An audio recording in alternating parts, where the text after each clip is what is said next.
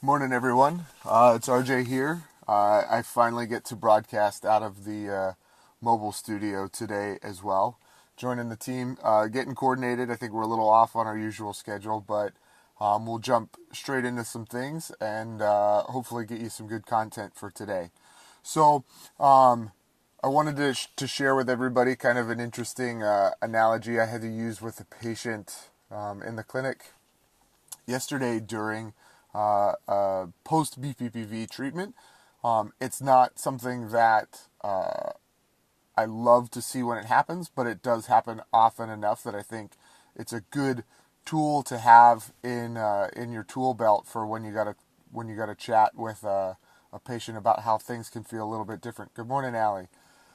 Good to see you here. So the the thing when we are doing like canalith repositioning maneuvers, so the traditional Epley or any of the lateral canal maneuvers, is depending on how long the patient has had BPPV symptoms, sometimes that can be a pretty good indicator. But other times it also, I think, comes down to how well or how quickly the patient's nervous system is trying to compensate. Is when we reposition in them, sometimes they feel, I don't want to say worse, but noticeably different after treatment, and that can be somewhat scary, especially if their symptoms were not terrible to begin with, just annoying in very specific positions, and now they feel very different or off once you've repositioned them. And so this lady, she has had intermittent BPPV symptoms that she said she was self-treating for the last few years, but then wasn't able to kind of like shake this most recent occurrence of it. So she came into our clinic to get treatment. Took her down. She's pretty straightforward, classic right-sided BPPV that was fast fatiguing, so it seemed pretty free-floating through the canals, and just a simple maneuver rolling over to the side, sitting her up, retest, everything looked clear. When she came up, she's like, ooh, I feel different. But she wouldn't commit to like saying like, oh, that feels good, and wanting to get off the table and like walk out of the clinic and be super happy that she wasn't spinning anymore. And so how I explained it to her was, I said, imagine over the last few years, intermittently, you've been walking in like one tennis shoe and one high heel. And as annoying as that would be, you've been able to get around. And your body just started to kind of get used to the fact that you were wearing two uneven shoes, and that felt different, but not so different enough that you couldn't function. And now, all of a sudden, very quickly, I put you back into two tennis shoes. So going from this semi-adapted normal that every time you lay down, your body's getting these mixed messages. Anytime you kind of move your head, the calibration to what movement you're sensing has been slightly varied into one way, and now all of a sudden it's shifted back to what should be normal. But now normal feels different, and that can be definitely something that I think can give people at first some angst over what just happened, and that's a great opportunity to do just a little bit of education and kind of throw in like something I'll use with my patients is after I treat them, I said, hey, there's a couple ways that you're going to feel after this, and it's a little bit different depending on what we've got going on. One of the ways is you might feel great. Some people seem to get up and they think instant relief with all of their symptoms, and we all love when that happens, but don't be concerned if that's not the way that you feel. The other is you might feel different, and different doesn't mean bad.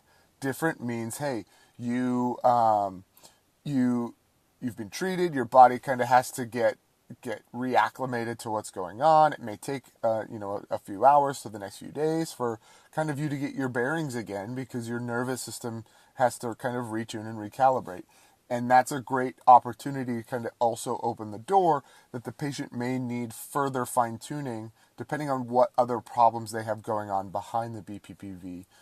If they don't have that home run swing where they knock it out of the park. Um, Good morning, Chris, and thanks, buddy. It the beard did get tuned up a little bit.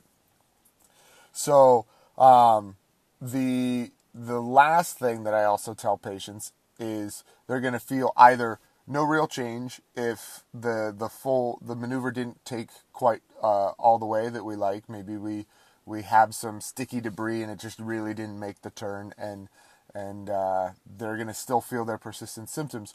Or also an important thing to let them know, they may feel a different type of spinning. So well, that's different. Is kind of twofold. One, they could get back to a normalized system, and that might be the thing that feels different to them. Or two, it's very possible in some circumstances to reposition the debris into a different canal, and in that canal, they're going to feel a different type of turning. So kind of a classic one is converting from posterior canal to lateral canal. The sensation of spinning is going to be different. The triggers that cause that are going to be different as well. And so now the patient's going to be like, well, my usual things aren't what are setting me off to spin, but it's all of these things now. And a lot of times that could be more intense to them, especially because of how acute and different the sensation is going to be, and the perception of turning your head in that position is going to cause a lot of things to set off the bells and whistles there.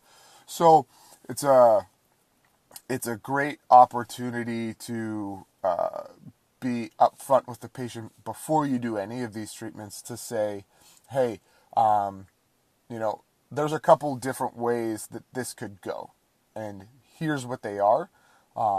Obviously, we love option one, but I'm not concerned, and neither should you be, if we fall in category 2 or 3, because 2 takes a little bit of time, and 3 just takes a different maneuver or treatment on the table.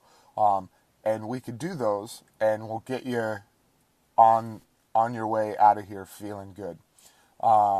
So those are some great things, or different things to consider when doing canalith repositioning. You could keep the tennis shoe and high heel analogy in your back pocket. I thought it worked really well for the lady the other day. Plus, it's some good imagery to envision myself walking around in really awkward foot apparel. So we'll leave it at that for today, and hopefully we got some cool content coming down the pipeline.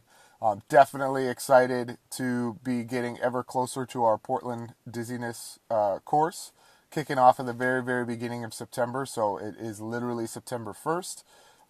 Definitely check that out. Check that out on the ICE website if you want to be part of the original.